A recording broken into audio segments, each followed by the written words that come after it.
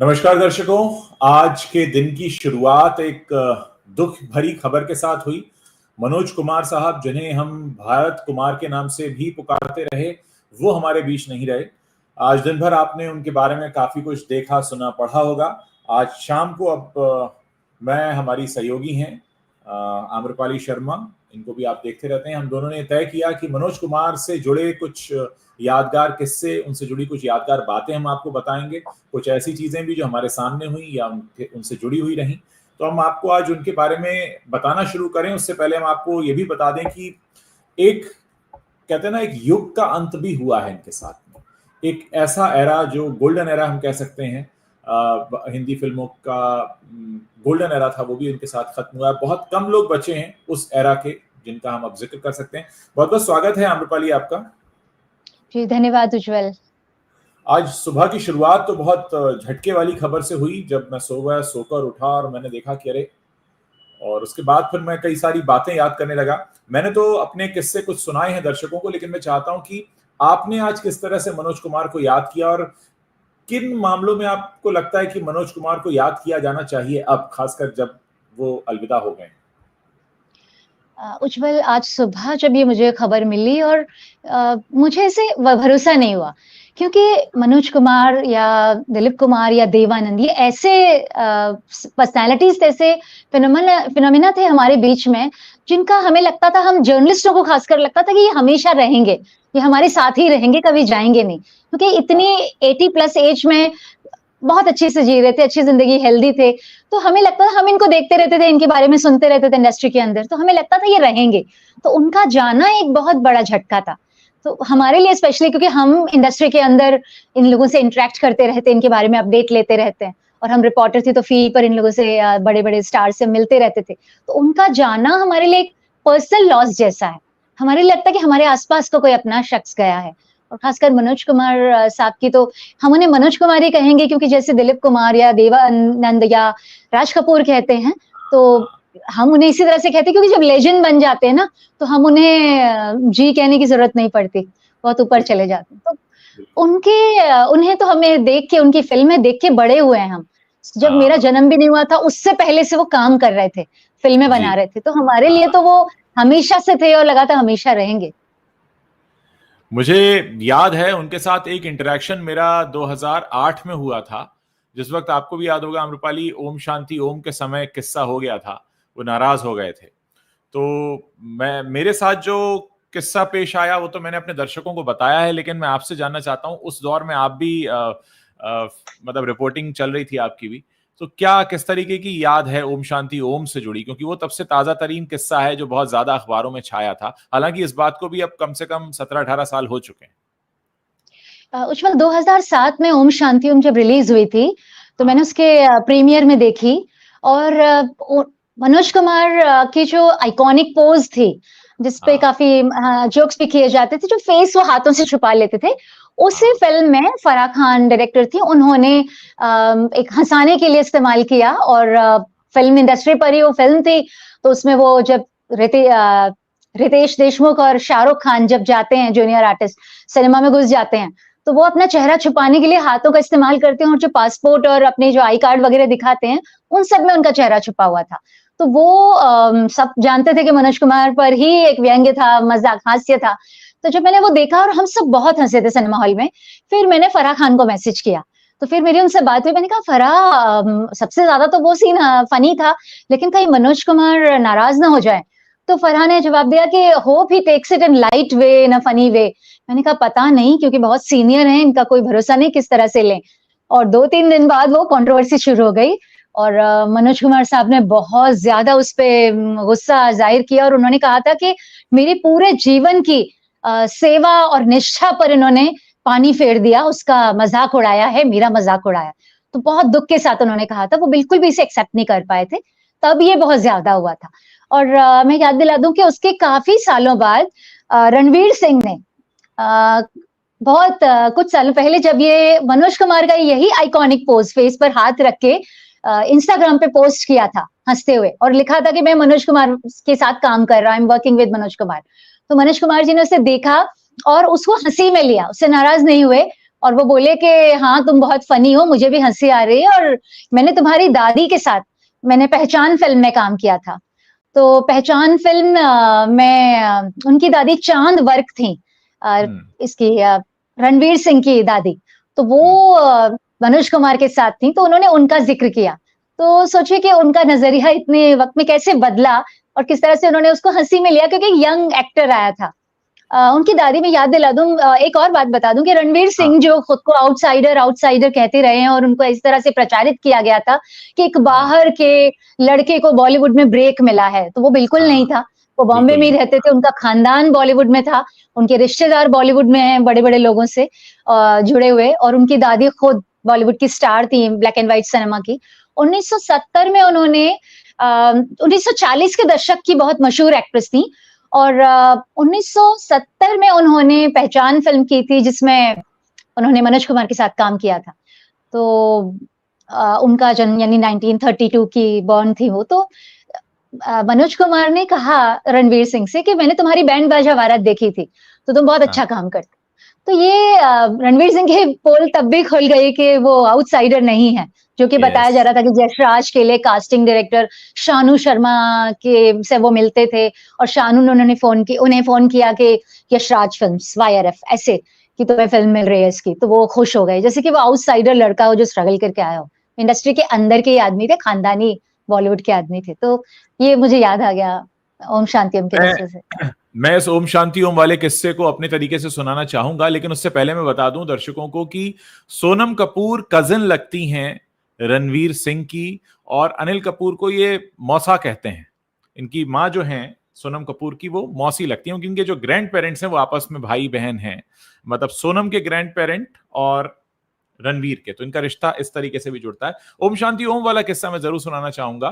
तो मेरे पास पहली इंफॉर्मेशन ये आई कि विदेश में मनोज कुमार की कोई रिलेटिव रहती हैं, उन्होंने ओम शांति ओम सबसे पहले देखी है, और उसके बाद मनोज कुमार साहब को फोन किया है और उन्हें बताया है कि फला फला फिल्म मैंने ऐसे देखी और उसमें इस तरीके का सीन है। और इसके बाद मनोज कुमार को काफी बुरा लगा। उसके बाद न्यूज चैनल्स में खबरें आनी शुरू हुई, शायद मैं उस वक्त स्टार न्यूज में ही था।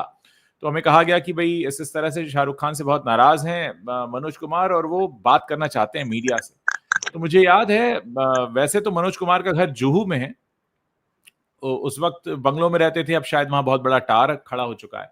और हमें बताया गया कि वो मुंबई में, हाँ गोस्वामी टावर, लेकिन हमें बताया गया कि यहाँ रहेजा जो कॉम्प्लेक्स है लोखंडवाला में, यहाँ एक फ्लैट में वो रह रहे हैं, और आप वहां पहुंचिए और उनका इंटरव्यू करना है।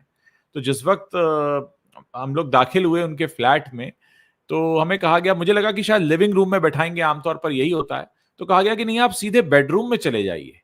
तो अटपटा लग रहा था, लेकिन वहां कुछ और, मेरे अलावा 2-3 जर्नलिस्ट और थे। जब हम लोग बेडरूम में एंटर हुए तो एक डबल बेड था, उसके बिल्कुल बीच में मनोज कुमार साहब बैठे हुए थे और बड़े गुस्से में लग रहे थे वो। फिर उन्होंने बातचीत करना शुरू किया, बताना शुरू किया। अब बात करते करते जब काफी बातचीत हो गई तो हमने कहा सर अब इंटरव्यू कर लेते हैं।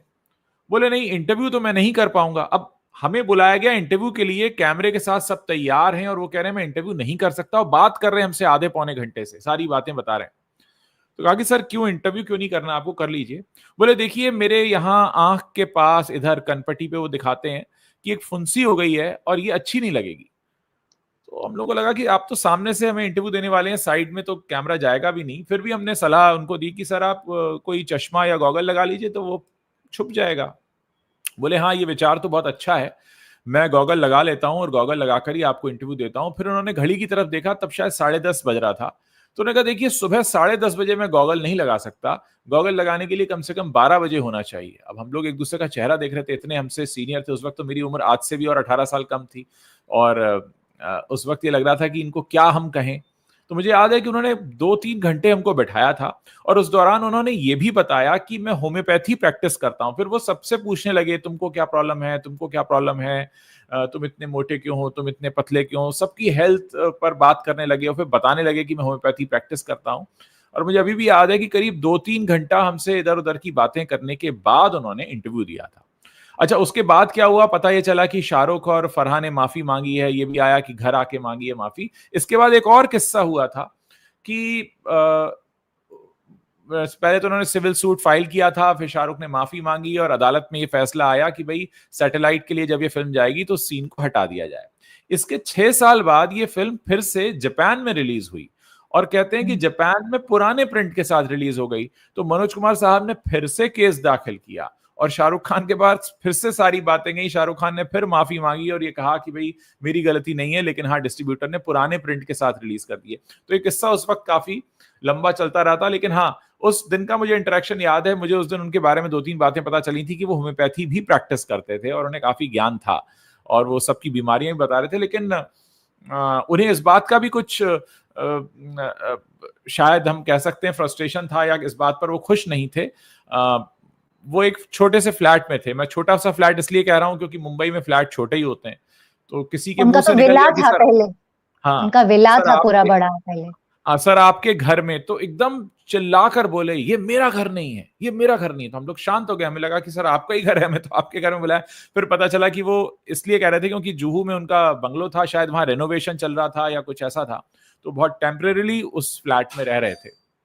तो कुल मिलाकर मामला ये है कि बिल्कुल ऐसा लग रहा था मुझे उस इंटरेक्शन में कि हम अपने किसी ग्रैंड पेरेंट्स से इंटरेक्ट कर रहे हैं, जो हमें बात पे डांट भी रहे थे, अपनी बात भी कह रहे थे और अपनी मनमर्जी से उन्होंने जब तक उन्हें लगा कि बात नहीं करनी है तब तक उन्होंने बात नहीं की। फिर जब उनका मूड हुआ, फिर कैमरे लगे, और मुझे अभी भी याद है उन्होंने शायद बेड पर बैठकर ही हमें इंटरव्यू दिया था, वो लिविंग रूम तक भी नहीं आए थे।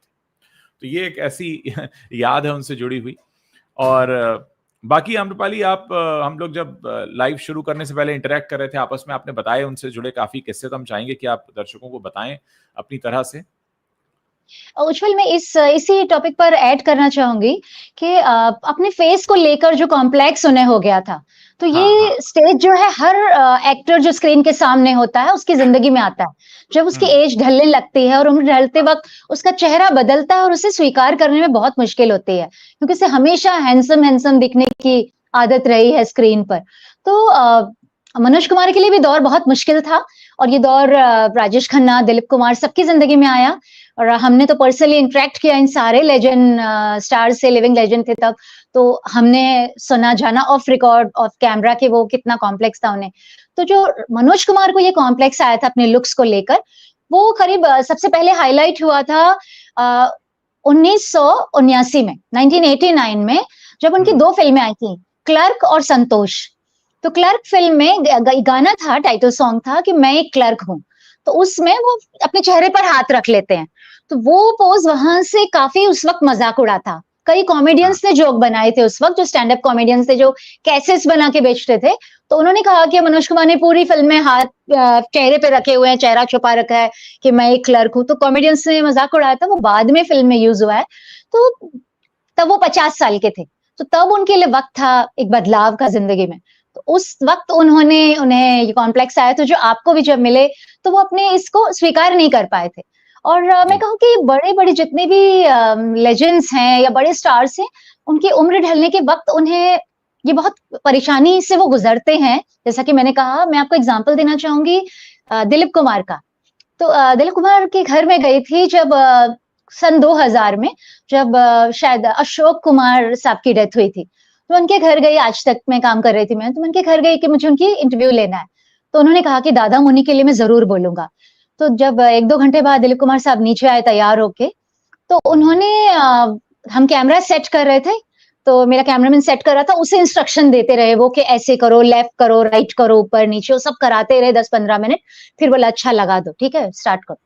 फिर मुझे स्टार्ट करने के पहले बोले कि मुझे अपना चेहरा हमेशा कैमरे में बदसूरत ही दिखता है, स्क्रीन पर अपना चेहरा मुझे बदसूरत लगता है। मैंने कहा कौन मानेगा कि इतने बड़े लिविंग लेजेंड, इरा के स्टार दिलीप कुमार साहब, वो कह रहे हैं कि मुझे अपना चेहरा स्क्रीन पर बदसूरत लगता है। तो ये कॉम्प्लेक्स बड़े लोगों के दिल में रहा है, जो कभी डिस्कस नहीं होता। तो हम जैसे आपकी जो मुलाकात मनोज कुमार साहब से रही, ऐसे हम सब जर्नलिस्टों के बड़े स्टार से जब होती थी, तो हम बहुत यंग थे और ये सब बड़े स्टार से, तो हमारे लिए बड़ा बहुत ही इमोशनल मोमेंट होता था। और हम उनकी इम्पोर्टेंस उतनी ज्यादा नहीं जानते थे। हमारे लिए वो थे कि हमें तो अपना काम खत्म करके जाना है। और अफसोस की बात कि हम जर्नलिस्टों को हमारे बॉसेस भगाते थे कि खबर कंफर्म करो कि किसी की डेथ हो गई है। तो हमेशा देवानंद की डेथ की खबर कईयों बार उड़ी और कई बार हमने कंफर्म की कि वो जीवित हैं। और दिलीप कुमार की तो बार-बार उड़ती रहती थी। तो मैं सीधा सायरा बानो को फ़ोन कर लेती थी और उन्हें फ़ोन किया मैंने एक बार सायरा बानो को, तो उन्होंने दिलीप कुमार साहब के हाथ में ही पकड़ा दिया कि लो इनसे बात कर लो, वो हमारे साथ हैं, नाश्ता कर रहे हैं, बात कर लो। तो दिलीप कुमार साहब को फ़ोन दे दिया। मैं एकदम डर गई। मैंने बोला कि बोले, "फरमाइए, क्या बात करनी है?" तो मैंने कहा कि बस दिलीप साहब आपकी तबीयत के बारे में पूछना था। तो पीछे से सायरा बानो ने कहा, "जानू तुम्हारी खैरियत पूछ रहे हैं।" तो दिलीप कुमार साहब बोले कि मैं बिल्कुल खैरियत से हूँ, बस नाश्ता कर लो तो गुफ्तगू होती है। तो फिर मैंने कहा बस अपना ख्याल रखिए। तो ऐसा कई बार हुआ था। देवानंद साहब के साथ भी मेरे सीनियर्स के किस्से ऐसे हुए थे। आपको बताऊँ मैं कैसा वो बिल्कुल, किस्सा बिल्कुल, था? बिल्कुल। आप बताइए, फिर आपसे मेरे बात करते-करते मुझे भी कुछ किस्से याद आए हैं, फिर मैं वो बताऊँगा। पहले आप बताइए। हाँ। ये हाँ, ये क्योंकि बहुत सारी जानकारी मनोज कुमार साहब के काम के बारे में तो सबने दी है, पूरे मीडिया ने दी है, लेकिन ये बातें हैं जो अनछुई सी हैं। तो देवानंद साहब की खबरों के बारे में बताऊँ कि मेरे एक सीनियर मुंबई के ब्यूरो चीफ थे रेसिडेंट एडिटर संजय सिंह, जो मेरी यूनिवर्सिटी के सीनियर भी थे, एमए के हिंदी लिटरेचर के। तो वो ज़ी में काम करते थे और बीबीसी की तरफ से ये खबर ज़ी न्यूज़ के एडिटर्स को दी गई। जब बीबीसी किसी से खुद खबर कंफर्म नहीं होती, तो वो दूसरों को बाँट देते हैं कि तुम कंफर्म करो और हमें भी बताओ। तो बीबीसी ने ज़ी के एडिटर्स को दी कि देवानंद साहब का देहांत हो गया है, कंफर्म करो। तो उन्होंने अपने मुंबई के रिपोर्टर को दी, जो कि संजय सिंह थे, पॉलिटिकल जनरल एडिटर। उनसे कहा कि जाओ पता करो। तो उन्होंने फ़ोन किया। अब रात के करीब 10-11 बजे थे। तो उन्होंने देवानंद साहब के लैंडलाइन पर फ़ोन किया। तो उनके जो सहायक थे नौकर, उन्होंने फ़ोन उठाया। तो उन्होंने कहा कि देव साहब कैसे हैं? तो बोला बिल्कुल ठीक हैं। तो बोले कहाँ हैं? सो रहे हैं कमरे में। तो वो बोले जाके देख कर आओ। तो इतना फ़नी था। उन्होंने कहा जाकर तुम चेक करके आओ। तो हम लोगों के लिए काम था, मतलब पत्रकारों के लिए काम था, लेकिन उनके लिए ज़िंदगी थी। तो ये इसीलिए सायरा बानो कई बार ना उनको आदत पड़ गई थी कि रिपोर्टर फ़ोन करते रहते हैं ये खबरों के लिए। तो मुझे कहती थी कि गॉसिप मिल्स को आप जाके सबको रूमर मिल्स को बता दो कि वो जीवित है, अच्छे हैं। उनको आदत तो बड़े लेजेंड्स को ये भी झेलना पड़ा है हम पत्रकारों से, रिपोर्टर से, मीडिया से। तो इस तरह मैं के यहाँ पर इंसिडेंसेस हुए हैं। 3 लोगों के नाम लूँगा। शम्मी कपूर साहब। तो शम्मी कपूर साहब काफ़ी बीमार रहने लगे थे और हर हफ्ते ही ये खबर आती थी, दुःख भरी, ऐसा लगता था कि कन्फर्म है। और फिर मैंने तो ये शुरू कर दिया था कि मैंने ये था कि भई अगर जब भी ऐसा होगा तो आपको लाइव देना है। तो मैंने बाकायदा मेरे जेब में एक पर्चा रहता था कि कभी जब खबर आएगी तो मुझे लेकर चलना है। उनका मतलब पूरा इतनी उनका बार खबरें आती थी शम्मी। बायोडाटा, हाँ, प्रोफाइल कि हाँ। अचानक से खबर आएगी और यही होता था, नहीं शायद आज खबर आ रही है। अच्छा, और एक कई और किस्सा पत्रकार है लेके प्राण। चलते थे, कई सीनियर जर्नलिस्ट प्रिंट आउट्स हाँ, अपने बैग में लेके चलते थे। यस, मेरे साथ था, मैं लेके चलता था। क्योंकि इतना डर लगता था कि अगर तैयार नहीं हुए और अचानक से आ जाता है तो आपको अगर लाइव पे लेंगे, फ़ोनो लेंगे तो आपको कुछ तो पता हो। एक और किस्सा है, इससे भी मज़ेदार किस्सा है प्राण साहब का। अब प्राण साहब के बारे में खबर आई, अब कन्फर्म करना है। मैंने फ़ोन किया लैंडलाइन पर, उनका लैंडलाइन नंबर था और इत्तेफ़ाक से प्राण साहब ने ही उठाया और मैंने जैसे ही पूछा हेलो, तो उनका सीधा ये लाइन थी, प्राण बोल रहा हूं, जिंदा हूं। क्योंकि शायद उनको मेरे से पहले कई फोन आ चुके थे। मतलब इस तरह की चीजें हम लोगों की लाइफ में होती थी। एक ऐसा इंसिडेंट हुआ था, कोई सीनियर एक्टर के साथ नहीं, आजकल के एक कंटेम्प्रेरी हैं जॉन अब्राहम के साथ। बीकेसी में शूट चल रहा था धूम का और रात में कुछ 12-1 बजे खबर आई कि वहां पर कुछ एक्सीडेंट हुआ है और जॉन के साथ कुछ गलत हो गया है। तो मैं जॉन को फोन किया और उसने फोन उठाते ही कहा कि उज्ज्वल आई एम अलाइव। तब तक उसको भी बहुत सारे फोन आ गए। तो मतलब क्या होता है कि आप अगर एक सेलिब्रिटी हैं और आपके बारे में ऐसी कोई खबर आती है, बाद में जॉन ने मेरा मजाक भी बनाया कई बार कि यार तू तो रात के 12 बजे फोन करके पूछता है जिंदा हो गया। लेकिन वो आपके काम का ऐसा हिस्सा होता है। लेकिन हम वापस लौटते हैं मनोज कुमार साहब पर। हम बात कर रहे थे, आम्रपाली आपने मुझे बताया कि मर्चेंडाइजिंग उन्होंने शुरू किया और कई मामलों में ट्रेंड सेटर भी रहे। तो अगर हम उस पर बात करें तो हम अपने दर्शकों को बताना चाहेंगे, आपने मुझे बताया था कि मर्चेंडाइजिंग शुरू किया, तो मुझे याद है कि मेरे भी स्कूल में कॉपी थी, वो क्रांति कॉपी थी। इतना मुझे याद है, उस पर क्रांति का बड़ा सा पोस्टर था। हम उस पर बात कर लेते हैं। उज्ज्वल, सबसे पहले तो मैं दर्शकों से माफी चाहूंगी कि हमने मतलब इसे थोड़ा लाइट मूड में आ गए। हालांकि Yes. आज का दिन हाँ बहुत दुखद है, लेकिन दुखद न्यूज वाला था, उनका जाना हमारे लिए बहुत दुख है। लेकिन हम जो बात कर रहे थे वो हमारी नौकरी का जो हिस्सा था, और हम काफी जी यंग रिपोर्टर्स थे, तो हमें भगाया जाता था और हमें सिर्फ काम करना होता था। किसी का जन्म या मृत्यु हमारे लिए खबर पहले होती थी, बाद में हम कुछ ट्रू महसूस करते थे। तो ट्रू हमें पहले हमारी नौकरी थी, बस आपको जाके काम करना है, इनसे बात करनी है, ये खबर बतानी है, ये हुआ, ये नहीं हुआ। तो और हमें बस के सही है, गलत है। अब देखें उज्जवल, आज की तारीख में यूट्यूब या सोशल मीडिया पर आज के जो लिविंग लेजेंड्स है उनके बारे में जानबूझकर ऐसी झूठी खबरें, वीडियोस बनाए जाते हैं, और पूरे मतलब कंप्यूटर ग्राफिक्स से इतनी नकली तस्वीरें बनाई जाती हैं उनके शव की। तो ये बहुत अफसोसजनक और बहुत दुखद होता है। आपने इस पे एक वीडियो भी बनाया था कि इस पर कोई कंप्लेन या केस क्यों नहीं करता, कि इनके साथ इस तरह का मजाक नहीं होना चाहिए। जानबूझकर हमारे वक्त पे तो हम लोग खबर ऑन स्क्रीन कभी गलत नहीं दी, पीछे हम लोग भागते थे, हमें डांट पड़ती थी जाके। इस समय तो आपने जो आराध्या बच्चन एक ऐसा केस लड़ रही हैं दिल्ली हाई कोर्ट में, सिर्फ आराध्या, जबकि आराध्या फिल्म बच्ची, एक्ट्रेस नहीं है, वो बस परिवार से आती हैं, उनका केस चल रहा है अभी दिल्ली हाई कोर्ट। उनके लिए भी ऐसी गलत खबर उनके लिए भी गलत खबरें, छाप हाँ दी बहुत गई। गलत खबरें आती रही हैं। हाँ क्या करें? आपने जो बात की ट्रेंड सेटिंग की, तो मनोज कुमार की जो फिल्म थी 1981 में क्रांति आई थी, जिसका पोस्टर आपकी किताब पर था, हमारी भी जी किताबों पर रहता था। जी जी तो 1981 में जब हम स्कूल में थे, तो एक साथ फिल्म सिनेमा हॉल में जो फिल्में चल रही थी, शान, शोले, नसीब, क्रांति, एक साथ चल रही थी, और लोग हाँ सारी फिल्में देखते थे। ऐसा नहीं कि एक फिल्म हिट हो रही है, दूसरी नहीं हो रही है, सब हिट थी और लंबे वक्त तक। और वो तब मल्टीप्लेक्स नहीं थे, लेकिन एक साथ कई सिनेमा हॉल होते थे, 3-4 हाँ स्क्रीन होती थी एक साथ, तो उनमें टिकट्स ब्लैक में खरीद के देखी जाती थी। हमने भी परिवार के साथ जाके देखी ब्लैक में। तो हाँ तब जब ये क्रांति आई थी, तो मल्टी स्टारर फिल्म थी, और 1981 में, यानी उसमें हेमा मालिनी थी, शशि कपूर थे, शत्रुघ्न सिन्हा थे, परवीन बाबी थी, मनोज कुमार खुद थे, डायरेक्टर भी थे, और उनके तो मल्टीपल रोल्स होते थे कि producer, director, lyricist, screen play writer, लेखक, बहुत सारे रोल्स वो एक साथ करते थे और इतना बेस्ट प्रोडक्ट्स निकालते थे वो। तो वो फिल्म जब हिट हुई थी, तो 10 साल तक की वो सबसे हिट फिल्म रही। अगले 10 साल तक की सबसे हिट फिल्म रही। उसने शोले का भी रिकॉर्ड तोड़ दिया था, और वो सबसे ज्यादा कमाई वाली फिल्म रही। 13 साल तक उसका रिकॉर्ड कोई नहीं तोड़ पाया था, और उसके सामने शोले और मदर इंडिया फीकी पड़ गई थी। उससे करीब 23 करोड़ की कुछ कमाई की थी उस जमाने में। और इसकी मर्चेंडाइजिंग पहली बार बिकी थी। जो दौर मर्चेंडाइजिंग का बाद में आया, 90s में बॉलीवुड में शुरू होने लगा, वो तब बिल्कुल उन्होंने किया था। उसमें उसके टी शर्ट, जैकेट्स, बनियान और कार्टून, इस तरह की कंपस के ऊपर फोटो, इस तरह की मर्चेंडाइजिंग क्रांति से शुरू हुई थी। तो ये बहुत अलग तरह का एक्सपेरिमेंट था और ट्रेंड शुरू हुआ था। तो मनोज कुमार ने तो देशभक्ति की जिस तरह की फिल्में बनाई, उनका ट्रेंड भी उन्होंने शुरू किया था।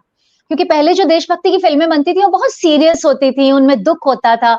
लेकिन मनोज कुमार ने देशभक्ति के जज्बे को, उसकी भावना को एक मनोरंजन के साथ दर्शकों तक पहुंचाया। पेश एक किया ड्राई लेक्चर की तरह नहीं, एक नीरस लेक्चर की तरह नहीं, उसे एक रस के साथ सराबोर करके, मनोरंजन के साथ, हल्के फुल्के तौर में भी इमोशंस, बहुत सारी मल्टीपल इमोशंस डाल के लोगों तक पहुंचाया, और पॉपुलर कल्चर लेकर आए। जो क्रांति से हमने ट्रेंड सेटिंग की बात की, उसमें भी पॉपुलर कल्चर पहली बार हिंदी सिनेमा में आया था, उसके बाद वो बढ़ गया। तो उन्होंने जिनकी उनकी जितनी भी फिल्में हैं सुपरहिट भी रही। ऐसा नहीं कि वो सिर्फ देशभक्ति की थी और सिर्फ देशभक्ति के लिए बनी, लोगों को मनोरंजन भी दिया उनकी सिनेमा ने, इसीलिए उन्होंने बिजनेस भी किया। और देशभक्ति का जो जज्बा मनोज कुमार ने लोगों के दिलों में जगाया, वो कोई और नहीं जगा सका, जो आज तक कायम है। आज तक मैं जो कह रही हूँ कि काफी सालों पहले नमस्ते लंदन बनाई थी विपुल शाह ने, तो उन्होंने उसमें, विपुल शाह ने अक्षय कुमार का जो रोल था वो मनोज कुमार से इंस्पायर्ड था। उनकी फिल्म पूरब और पश्चिम से वो फिल्म इंस्पायर्ड थी। उसका एक बहुत बड़ा सीन उसमें लिया गया था, जब मनोज कुमार की तरह अक्षय कुमार विदेश में कैटरीना को सबके सामने लोगों को लेक्चर देते हैं भारत के बारे में, और वो पूरी भारत की खासियतें बताते हैं उनको। इंग्लिश में लोग बोल रहे थे, वो जवाब हिंदी में देते हैं, और उसके बाद सबके मुंह बंद कर देते हैं। तो ये इंस्पायर्ड था पूरब पश्चिम फिल्म से। तो ये आज तक भी रेलेवेंट है, उनका सिनेमा, उनकी जो भावनाएं थी, जिस तरह से उन्होंने पर्दे पर साकार की। तो ये बहुत बड़ी बात है कि जो एक सबलाइम का एलिमेंट होता है ना कला में, जो सालों सदियों तक उसको जीवित रखता है, रेलेवेंट रखता है, तो वो सबलाइम का, औदात्य का जो भाव हमें साहित्य में बताया जाता था, वो मनोज कुमार के सिनेमा में था। एक बात और जो मनोज कुमार साहब के बारे में बहुत पुख्ता तरीके से आज की जनरेशन को बताने की जरूरत है, उन्होंने इमरजेंसी के टाइम पर इंदिरा गांधी को साफ मना कर दिया था। उनके पास ऑफर आया था कि उन्हें एक डॉक्यूमेंट्री का निर्देशन करना है और उन्होंने वो साफ तौर पर मना किया था। तो वो एक बहुत बड़ा स्टैंड उन्होंने लिया था, क्योंकि वो उस वक्त जाहिर है इमरजेंसी देश में लगी हुई थी और वो उसके खिलाफ थे, और उन्होंने अपनी सोच को बहुत ही पुख्ता तरीके से रखा सामने।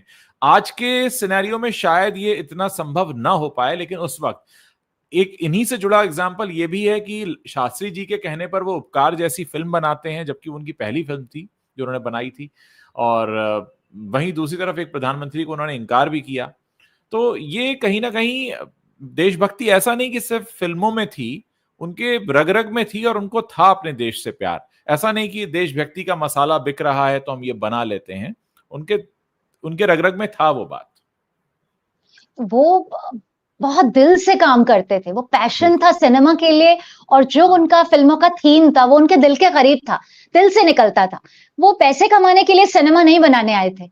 वो अपनी जब वो एक्टर से डायरेक्टर बने, फिल्म मेकर बने, तो वो कुछ बात कहना चाहते थे, वो एक जज्बे को लोगों के दिल तक पहुंचाना चाहते थे, जिसमें बहुत कामयाब रहे।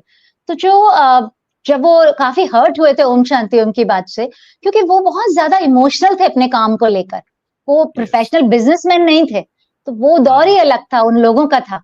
तो मनोज कुमार ने जो देशभक्ति का दूसरा नाम वो बन गए, भारत कुमार जो बन गए, वो कोई और नहीं बना पूरे सिनेमा इंडस्ट्री में।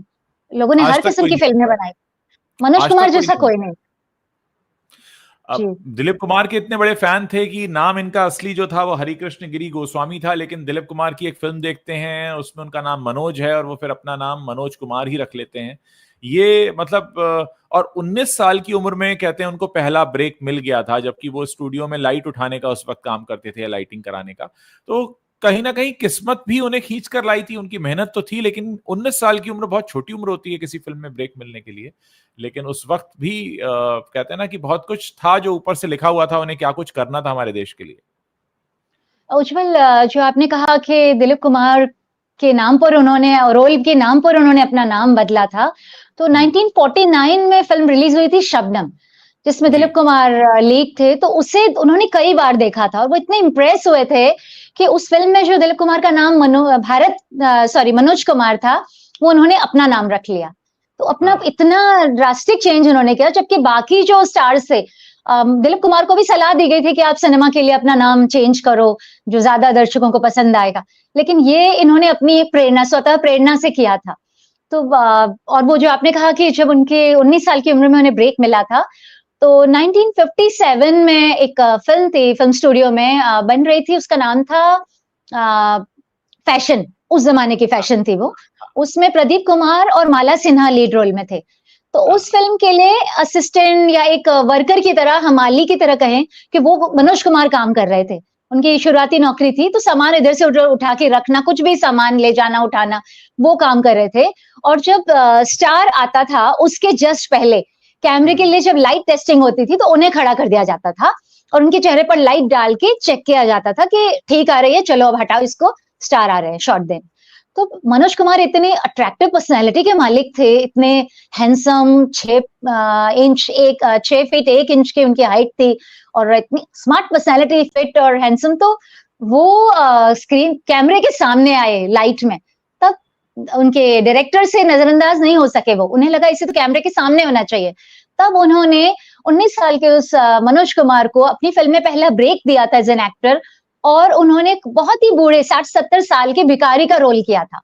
तो सोचिए कि पहली फिल्म में ही उन्होंने वो कर लिया था जो लोग आज आखिरी फिल्मों में करने को तैयार नहीं होते हैं। तो शुरुआत उनकी वहां से हुई थी। तो टैलेंट कहीं भी नजर आता है, वो स्पार्क छुपता नहीं है।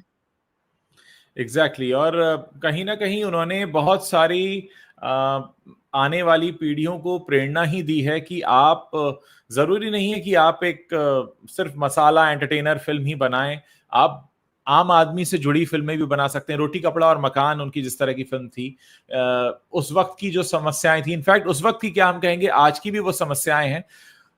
आज के हमारे फिल्म मेकर्स शायद उतना आम आदमी से नहीं जुड़ पाते हैं जो उस एरा में वो लोग जुड़ते थे। और बहुत हद तक इसके लिए ये चीजें भी रिस्पॉन्सिबल थी कि वो उसी तरह की आम जिंदगी से आए थे, वो लाइट भारी उठाना और उस जिंदगी को जीकर आ रहे थे, तो उनको पता था कि क्या होती है बेरोजगारी, क्या होता है जब काम नहीं मिलता, क्या होता है जब पेट में रोटी नहीं होती।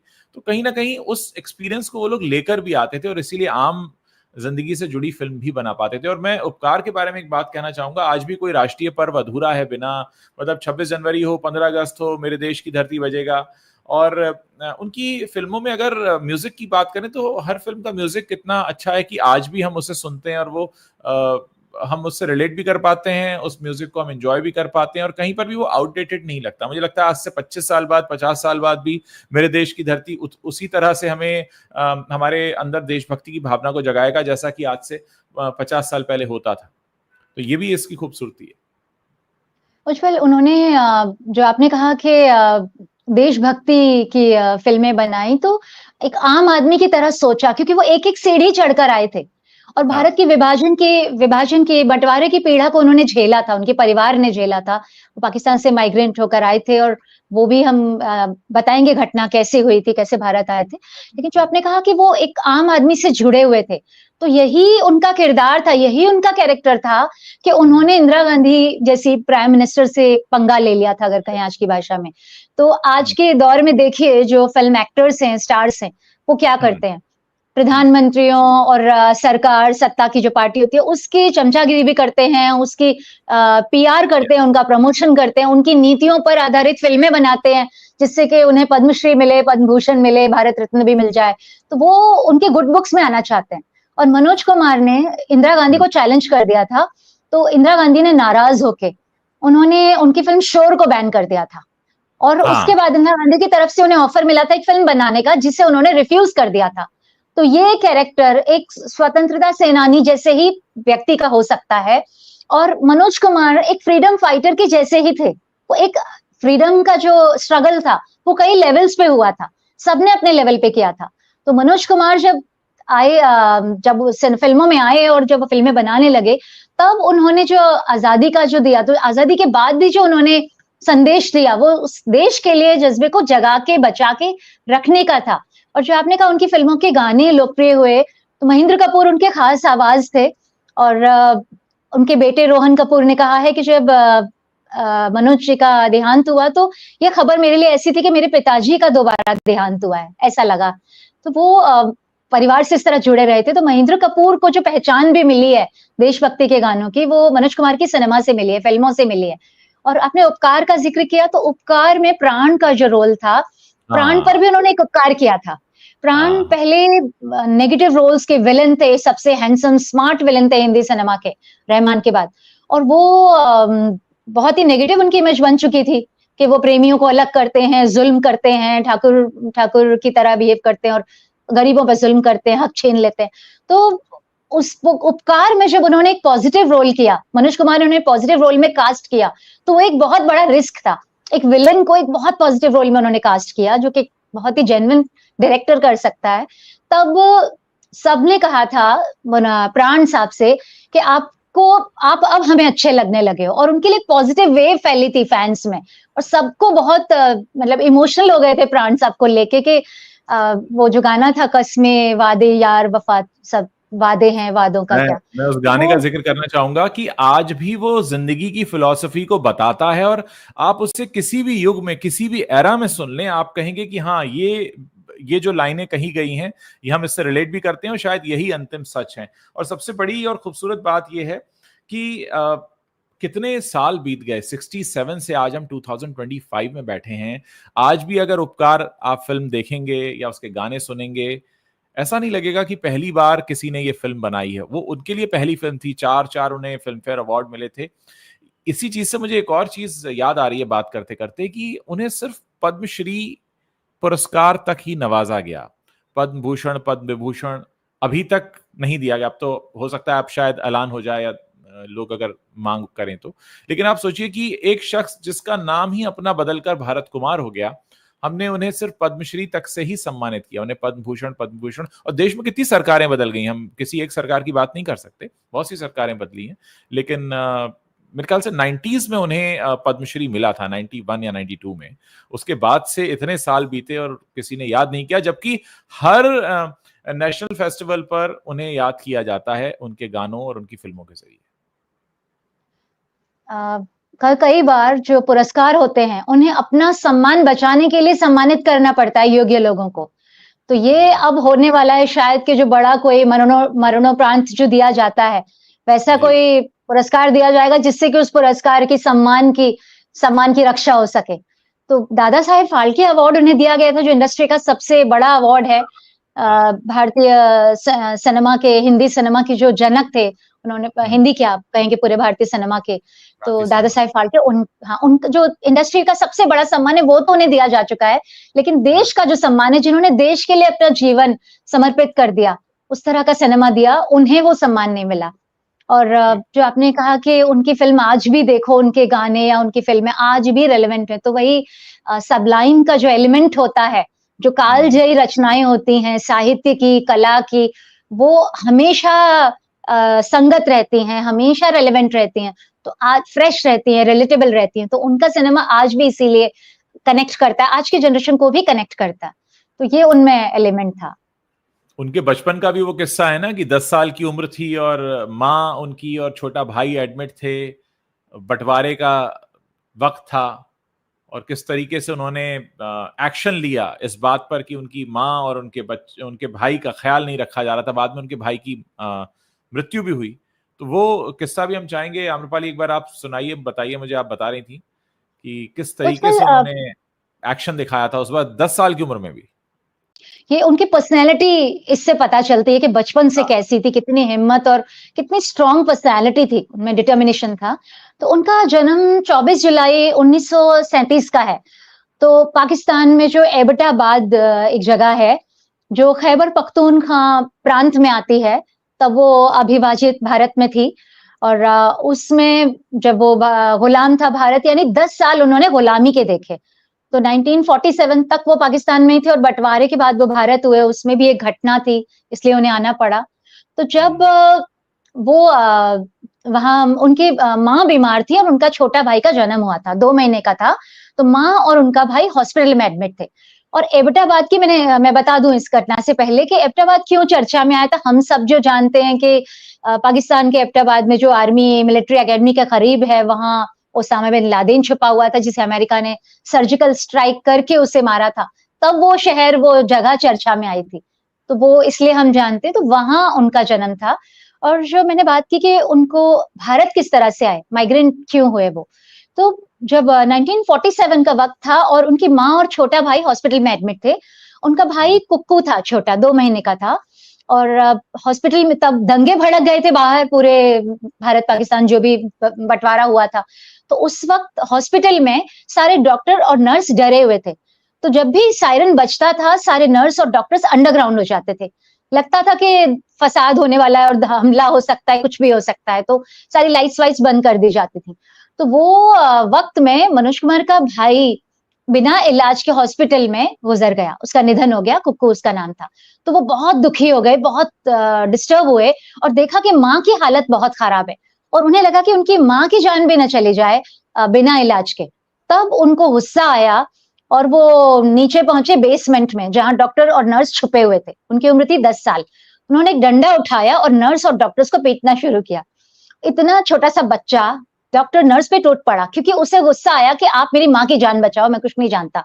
तब उन सब ने उनकी माँ का इलाज शुरू किया। तो वो उनकी पर्सनैलिटी थी कि उनमें डर किसी का नहीं था, उनमें अपनी मकसद के लिए बहुत डिटर्मिनेशन था। ये उनकी पर्सनैलिटी आखिर तक रही, किसी के सामने कभी नहीं झुके। तो वो, और जब मैं बताऊं कि वो भारत जब आए थे, तो जब 1947 में उस घटना के बाद उनके पिताजी ने फैसला किया कि अब हम यहाँ नहीं रह पाएंगे, काफी डिस्टर्बेंस था पूरा समाज में। तो वो दंगों के बीच अपनी जान बचाने के लिए अपनी उनकी माँ और पिता सब भाग कर वहां से अफरा तफरी में, अस्पताल के स्टाफ से सब जान बचाकर भागने लगी। जब हॉस्पिटल से सारा स्टाफ और डॉक्टर्स वगैरह, तब ये भी निकले, सायरन बजा तो वो भाग के गए और उन सब ने अपनी जान बचाई। और तब पिताजी ने फैसला किया कि पाकिस्तान छोड़ देना पड़ेगा और अपना देश, अपनी जमीन उन्हें छोड़कर आनी पड़ी। और वो जलियांवाला शेर खान से पलायन करके, जो उनकी जगह थी वहां से पलायन करके दिल्ली पहुंचे, माइग्रेट करके, और 2 महीने रिफ्यूजी कैंप में रहे दिल्ली में। और जो रिफ्यूजीज थे जो वहां से आए थे अपना दर बदर होकर, उनकी कहानियां, उनका दर्द, वो सब समेट कर लाए थे, उनकी लाखों कहानियां उस वक्त हैं। तो मनोज कुमार के दिल में वो अपनी मातृभूमि को खोने का दुख था, अपनी जमीन खोने का दुख था, और हालातों को उन्होंने करीब से देखा। और वो बहुत अलग वक्त था जब रिफ्यूजी कैंप में रहे, अपने ही देश में अलग टुकड़े में आकर। तो उन्होंने दिल्ली में फिर वो बस गए, उनके पिताजी ने काम किया, और उन्होंने वहां की स्कूलिंग के बाद जय हिंद कॉलेज में ग्रेजुएशन किया। तब उन्होंने नौकरी की तलाश शुरू की, और उस तलाश में वो मुंबई आए। अब स्टूडियो में उन्होंने काम किया, और फिल्मों की वो बहुत शौकीन थे, फैन थे वो, तो दिलीप कुमार के फैन थे, तो वो इंस्पायर्ड थे पहले से, तो इस तरह से। और हम कहें कि हमारे जो इंडियन सिनेमा के, बॉलीवुड के जो बड़े बड़े स्टार फिल्म मेकर्स और एक्टर्स और लेजेंड हैं, उनमें से ज्यादातर जो बड़े बड़े नाम है वो सब पाकिस्तान से माइग्रेट होकर आए थे। आप राजकुमार का परिवार राज कपूर का परिवार ले लें, पृथ्वीराज कपूर पेशावर से आए थे, दिलीप कुमार वहां से आए थे, उनके घर अभी भी वहां हैं, देवानंद लाहौर से आए थे, तो सुरैया वहां से आई थी, ओपी नैयर वहां से आए थे, नौशाद का जड़ें वहां थी। तो ये वहां का बहुत बड़ा योगदान है, पेशावर, लाहौर, उस तरफ का। तो ये यहाँ मनोज कुमार भी उसी पीढ़ी के कलाकार थे, शख्सियत थे, जो अपनी मातृभूमि छोड़कर बंटवारे के वक्त भारत आए थे 1947 में, 10 साल गुलामी के देखकर, और उसके बाद बहुत बड़ा डिस्टर्बिंग समय उन्होंने देखा। तो आजादी के प्रति जो उनका जज्बा था वो बहुत गहरा था। तो जब इंदिरा गांधी को उन्होंने देखा कि इमरजेंसी लगा रही है और हमारी आजादी छीन रही है, तो उनसे बर्दाश्त नहीं हुआ। वो ये नहीं थे कि वो चुपचाप बैठ जाते, लोग डर जाते हैं ना, जब लाइट बंद होती है जहां है वहीं जम जाते हैं, तो लोग ऐसे डर गए थे। लेकिन उनसे लोहा लेने का जो मादा था वो मनोज कुमार में था, तो वो ऐसे थे। और इसके बाद अगर आप इजाजत दे तो मैं ये भी बताऊंगी वो किस दौर में बॉलीवुड में एंटर हुए थे। हाँ, तो हमारे कुछ दर्शक ये भी जानना चाह रहे हैं कि शशि जी जो उनकी पत्नी है, उनके बारे में कोई समाचार नहीं है। बहुत ज्यादा इंटरनेट पर शायद जानकारी भी नहीं है उनकी पत्नी के बारे में, और हम पहले मृत्यु हो चुकी है। हाँ, उनकी मृत्यु हो चुकी है, लेकिन कुछ खास किस्से नहीं है उनके कि कैसे मुलाकात हुई, क्या हुआ। हाँ, मैं बताती हूँ, 2020 में करीब उनका निधन हुआ था, और उनकी पत्नी शशि गोस्वामी, उनकी लव मैरिज हुई थी, और वो उनसे मिलने जाते थे, उनसे पहचान हुई, और तब तो वो बहुत ही शर्मीले से इंसान थे, और वो उससे आई लव यू कहना तो बहुत दूर की बात थी। तो उनको बहुत अच्छी लगने लगी थी वो, और उनसे मुलाकात होती थी, तो वो उनको लेकर पहली बार एक फिल्म देखने गए थे, फिल्म दिखाने ले गए थे। और उनके मनोज कुमार के परिवार को कोई शिकायत, नाराजगी नहीं थी, कोई ऐतराज नहीं था उनकी शादी पर, लेकिन उनकी पत्नी शशि के भाई और पिताजी को बहुत ऐतराज था, तो वो इस शादी के लिए तैयार नहीं थे। तो उन्हें बहुत मुश्किल से मनाया गया था, बहुत समझा बुझा के फिर शादी हुई थी। तो उनकी लव मैरिज थी, और मैं कहूंगी कि बहुत ही अलग सी बात है इस पूरे इंडियन सिनेमा, हमारे बॉलीवुड की बात करूं तो, कि वो अपनी अपनी पत्नी के प्रति बहुत ईमानदार रहे हमेशा। उन्होंने उन्हें पूरा सम्मान दिया, अपना जीवन साथी बराबर के तौर पे ट्रीट किया, जबकि बाकी जो फिल्म मेकर थे उनके साथ के, उनके कितने अफेयर्स हुए, एक्स्ट्रा मैरिटल अफेयर्स हुए, उनके हीरोइन से अफेयर हुए, लीडिंग लेडीज से, कई अपने घर ले आए हीरोइंस को, अपनी पत्नियों को अलग कर दिया। तो ये सब बहुत कुछ बाकियों ने किया, लेकिन दूसरी शादियां तक कर ली। लेकिन मनोज कुमार अपने रिश्तों में भी उतने ही ईमानदार रहे जितने अपने सिनेमा के प्रति थे। बिल्कुल आम्रपाली, आपसे बात करके बहुत सारी बातें हमारे दर्शकों को भी पता चल रही हैं मनोज कुमार के बारे में, और हमारी भी बहुत सारी चीजें रिकॉल हो रही हैं। आप जिक्र कर रही थी उनका कि किस दौर में वो हिंदी फिल्म इंडस्ट्री में आ रहे थे, उस वक्त क्या चल रहा था हिंदी फिल्म इंडस्ट्री? देखिए, आजादी के बाद भारतीय सिनेमा का दौर बदल रहा था। तो दारा सिंह जो तब के सुपरस्टार थे, वो एक्शन फिल्मों की तरफ रुख कर रहे थे, और दूसरी तरफ थे दिलीप कुमार, देवानंद और राज कपूर, गुरुदत्त जैसे स्टार्स, जो रोमांटिक सिनेमा बना रहे थे। तो गुरुदत्त ने शुरू में एक्शन, ये थ्रिलर, क्राइम थ्रिलर फिल्में बनाई, लेकिन बाद में उन्होंने मिस्टर एंड मिसेस 55 से रोमांटिक फिल्मों का रुख किया था। तो जब दिलीप कुमार, देवानंद, राज कपूर ये सब रोमांटिक फिल्मों में थे, वो लीग चल रही थी, तब मनोज कुमार की एंट्री हुई थी। और जब उन्होंने अपनी लीड फिल्में शुरू की, तब शुरू में उन्होंने उसी लीग को फॉलो किया, लेकिन बाद में उन्होंने अपनी किस्म का सिनेमा बनाया, अपनी किस्म के रोल चुने, और फिर देशभक्ति के रोलों पे उन्होंने फोकस किया जो उनके दिल के बहुत करीब थे। उनकी भावना को लेकर आए, क्योंकि वो उस दौर से गुजर के आए थे। तो बाकी सब लोग जब मसाला फिल्में भी दे रहे थे, एंटरटेन कर रहे थे, क्राइम थ्रिलर फिल्में बना रहे थे, रोमांटिक फिल्में बना रहे थे, तब मनोज कुमार एक अलग अपनी फिल्मों की कैटेगरी लेकर आए धीरे-धीरे।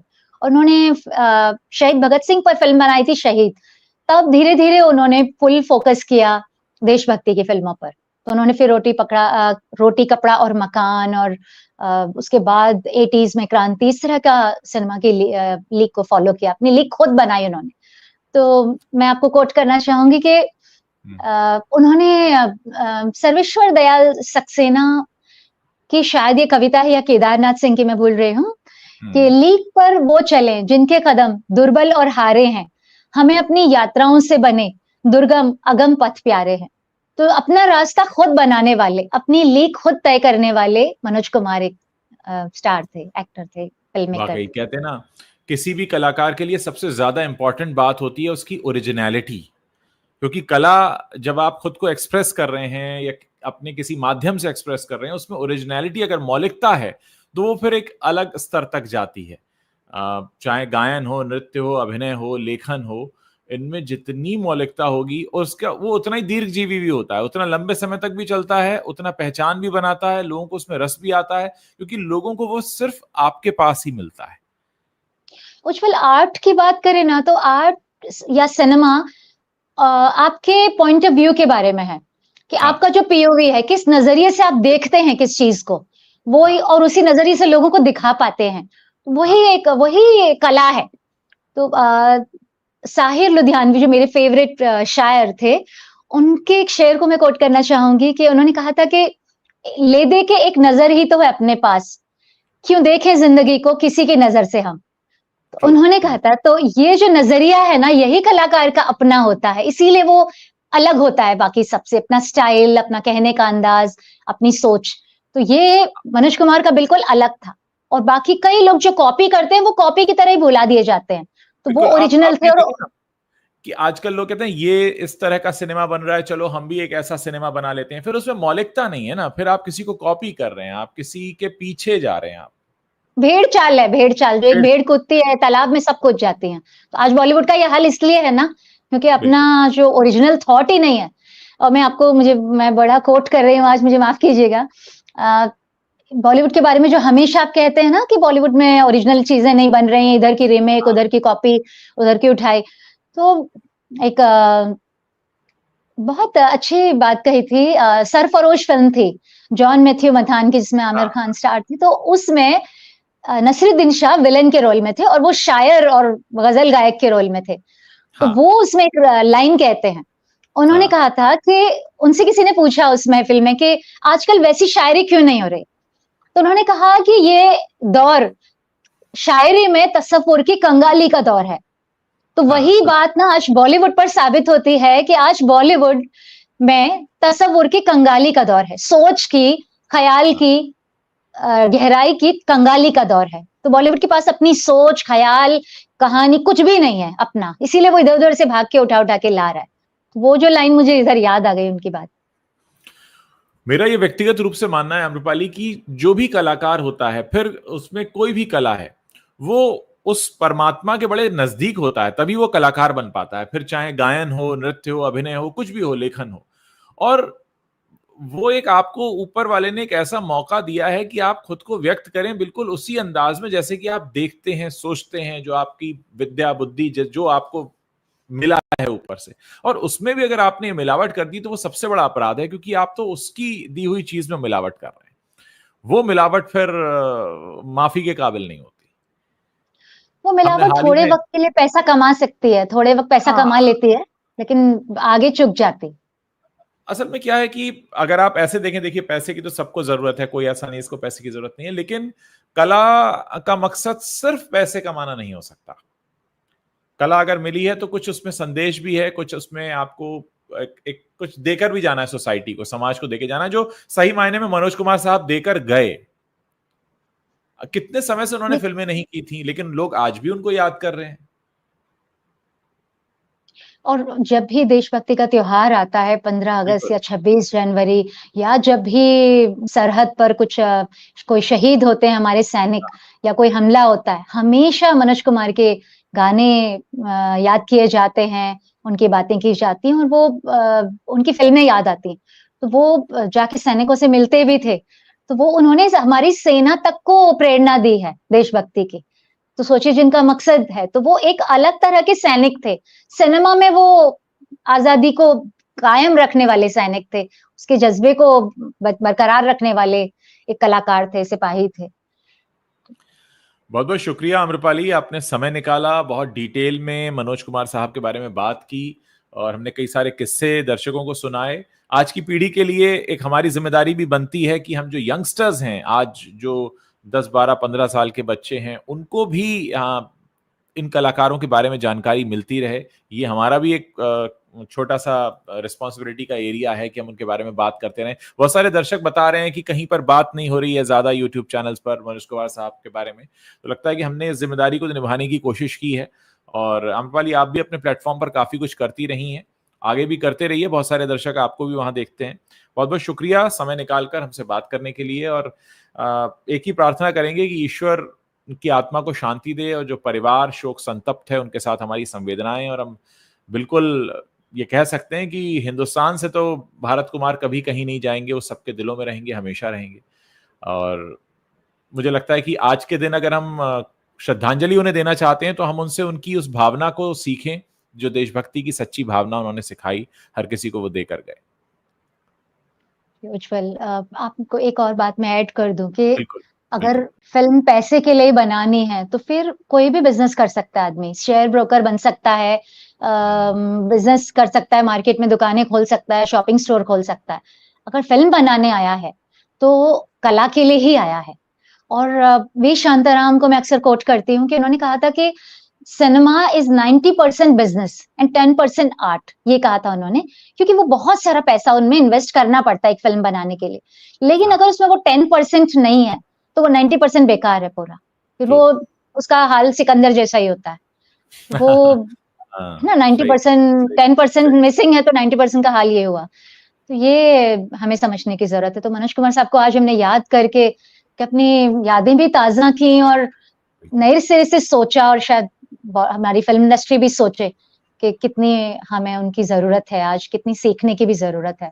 शायद ख्याल आ जाए बॉलीवुड के लोगों ये को। लोग जाकर भी एक संदेश देकर जा रहे हैं कि देखो, हम जा रहे हैं, लेकिन इस लेगेसी को आपको कहीं आगे लेकर जाना है। हम जो सिखा कर गए, बता कर गए, कम से कम उससे कुछ सीख लो। होता है ना, हम तभी रिकॉल करते हैं।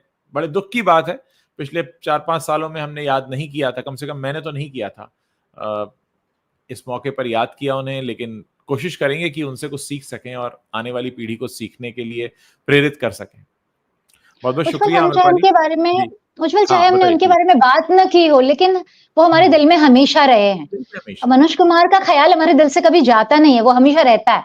वो हमारे पर्सनैलिटी का, सोच का पार्ट है। देवानंद हो, चाहे गुरुदत्त हो, ये दिलीप कुमार, ये इनके बारे में हम चाहे बात ना करें, लेकिन वो हमारे ख्यालों में रहते हैं हमेशा। तो मनोज कुमार कभी भी हमारे ख्याल से गए नहीं, आज भी वहीं के वहीं हैं। पिलर्स हैं, ये हमेशा रहेंगे। ये पिलर्स हैं, इन पर सब स्ट्रक्चर पूरा खड़ा हुआ है। जी, शुक्रिया उज्जवल, मुझे बुलाने के लिए। Thank you. Good night. दर्शकों का भी शुक्रिया। Thank you.